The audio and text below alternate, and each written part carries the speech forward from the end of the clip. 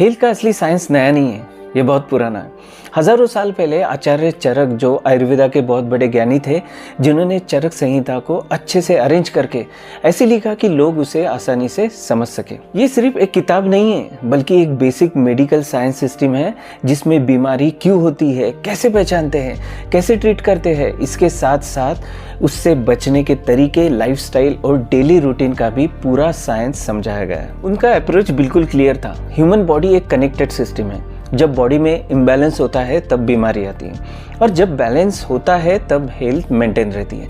इसलिए उस टाइम सिर्फ ट्रीटमेंट पर फोकस नहीं था, बल्कि पहले से ही बीमारी को रोकने पर ज़्यादा इम्पोर्टेंट दिया गया था। इसका सिंपल मैसेज है, बीमारी होने का वेट मत करो, लाइफस्टाइल सही रखो। हेल्थ का मतलब सिर्फ बॉडी नहीं है, बल्कि बॉडी, माइंड, स्पिरिट का बैलेंस ही रियल हेल्थ है। इसमें यह भी बताया गया है कि डिसीज कैसे होती है, कैसे पहचानते हैं और कैसे ट्रीट की जाती है। नेचुरल मेडिसिन का भी डिटेल एक्सप्लेनेशन इसमें दिया गया है। फिर आए आचार्य सुश्रुत, जिन्हें अभी भी फादर ऑफ सर्जरी माना जाता है। सुश्रुत संहिता में 300 से अधिक सर्जिकल प्रोसीजर, 100 से अधिक इंस्ट्रूमेंट और डिटेल ऑपरेटिव टेक्निक का वर्णन मिलता है, जिसमें प्लास्टिक सर्जरी, कैटरेक्ट और फ्रैक्चर मैनेजमेंट तक इंक्लूड है। यानी प्राचीन भारत में हेल्थ का एक कंप्लीट सिस्टम था, जहां प्रिवेंशन, डायग्नोसिस और ट्रीटमेंट तीनों का परफेक्ट बैलेंस था। फिर प्रॉब्लम कहाँ आती है? आज हमारे पास मॉडर्न मशीन्स, जिम्स और सप्लीमेंट सब कुछ है, फिर भी लाइफस्टाइल डिसऑर्डर बढ़ते जा रहा है। इसका रीज़न सिंपल है,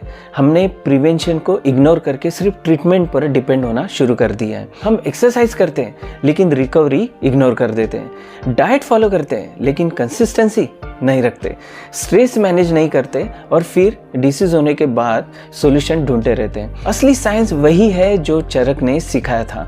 हेल्थ एक डेली प्रैक्टिस है, सिर्फ एक ट्रीटमेंट नहीं। और जब तक लाइफस्टाइल सही नहीं होगी, तब तक कोई भी सप्लीमेंट या मेडिसिन लॉन्ग टर्म हेल्थ नहीं दे सकती।